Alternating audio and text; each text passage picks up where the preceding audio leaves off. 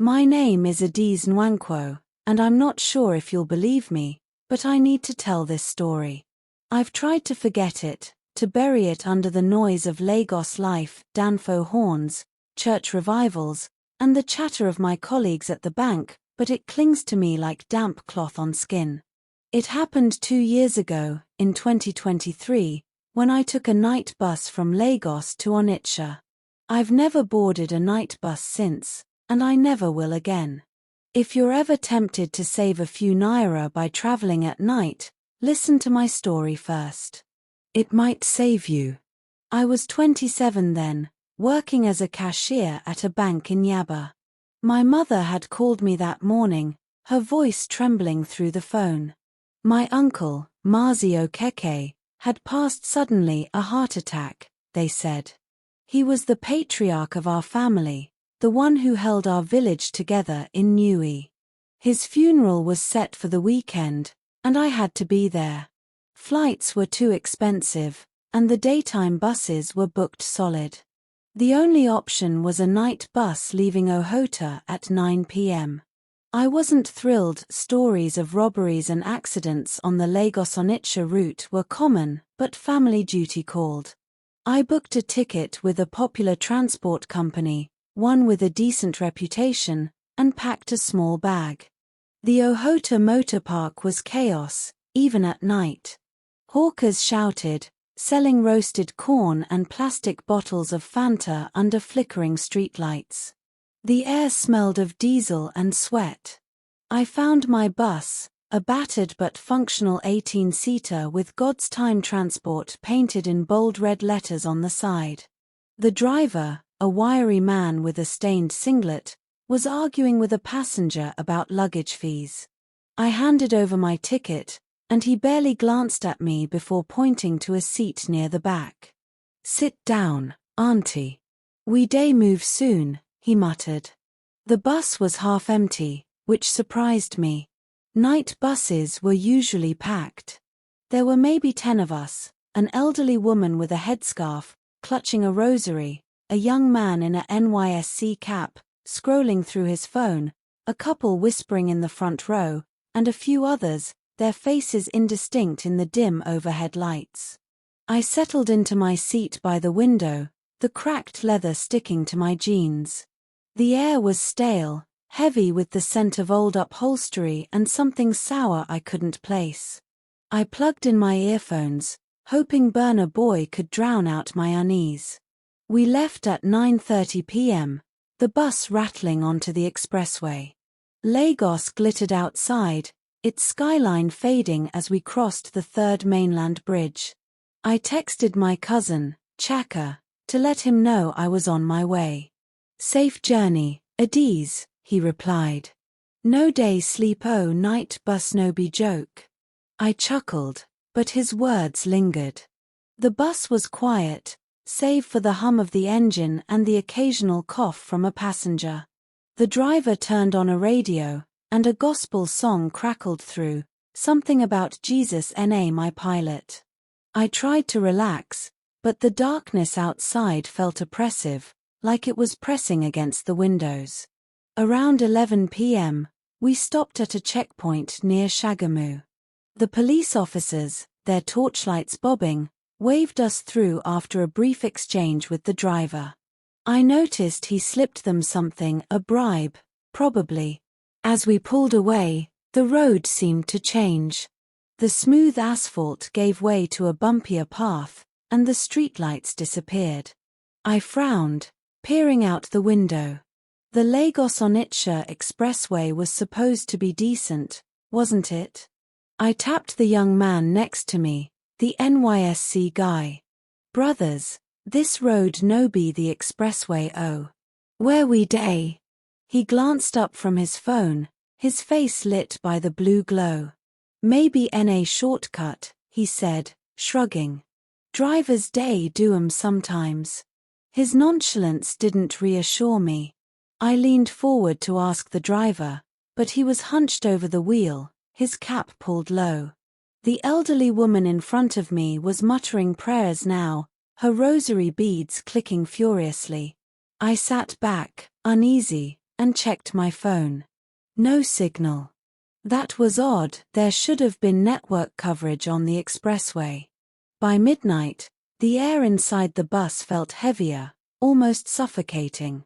The gospel music had stopped, replaced by a low, static hum from the radio. I noticed the other passengers were oddly still, their faces shadowed. The couple in the front hadn't spoken in a while, and the NYSC guy was staring blankly out the window, his phone forgotten in his lap. I tried to shake off the growing dread, telling myself it was just the late hour playing tricks on my mind. Then the bus slowed, and the driver turned onto a narrow, unpaved road flanked by dense bush. The tires crunched over gravel, and the vehicle swayed as it hit potholes. I bolted upright. This wasn't right. The Lagos-Onitsha route didn't have day tours like this. I stood and made my way to the front, gripping the seats for balance. "Oga, where we dey go?"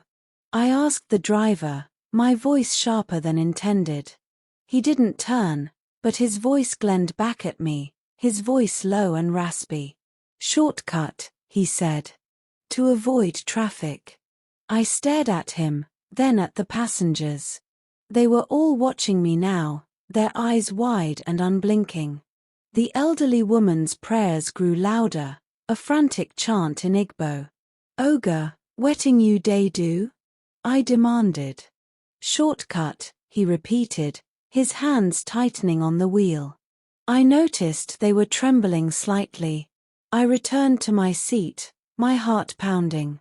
The bus was deathly quiet now, the only sounds the engine's rumble and the rustle of leaves outside. I checked my phone again, no signal. I tried to open Google Maps, but the app wouldn't load. I was trapped in this metal box, hurtling down an unknown road in the dead of night. At 1 a.m., the bus stopped abruptly. The driver stood and opened the door, letting in a blast of cool, damp air. "Everybody out," he said, his voice flat. Confused, we shuffled out into the dark. We were in a clearing surrounded by tall trees, their branches swaying like skeletal fingers in the moonlight. The driver pointed to a path leading into the bush. "Follow me," he said, and started walking. The passengers followed silently, like they were in a trance. I hesitated, my instincts screaming to stay put, but the elderly woman grabbed my arm, her grip surprisingly strong. "Come, my child," she whispered. "You don't want to be left behind." The path led to a small village, lit only by a flickering bonfire. The houses were old, their thatch roofs sagging, and the air smelled of decay. The driver led us to a clearing where a group of figures stood in a circle, draped in white cloths and chanting softly. Their faces were hidden, but their movements were slow, almost unnatural. The elderly woman pushed me forward. "Join the circle," she said. I resisted, but the other passengers closed in around me, their eyes hollow, their movements jerky. I had no choice but to step into the circle. The chanting grew louder, a mix of Igbo and something older, guttural. The driver pulled out a small knife and pricked his finger, letting blood drip onto the ground. The others did the same, and I felt a cold dread as they looked at me, expecting me to follow. "It's for protection," the NYSC guy said, his voice monotone, handing me the knife. My hands shook as I nicked my finger, the blood mixing with the earth. The air grew thick, and the bonfire flared, casting shadows that seemed to move on their own. Then I saw her, a figure at the edge of the circle, tall and thin, her body wrapped in red cloth, her face obscured by a veil.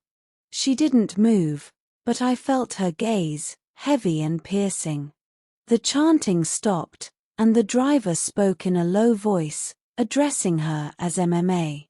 He offered her a bundle of herbs and a small vial of what looked like blood. She took them, her hands bony and cold, and vanished into the trees. The passengers returned to the bus without a word, their faces blank. I followed, my mind racing with questions I couldn't voice. Back on the bus, no one spoke. The driver started the engine, and we drove back to the expressway, the ride smooth again. I checked my phone, still no signal. The elderly woman resumed her prayers, quieter now, as if relieved. When we reached Onitsha at dawn, the passengers dispersed without a glance, and the driver handed me my bag, saying, "Forget this night, Auntie.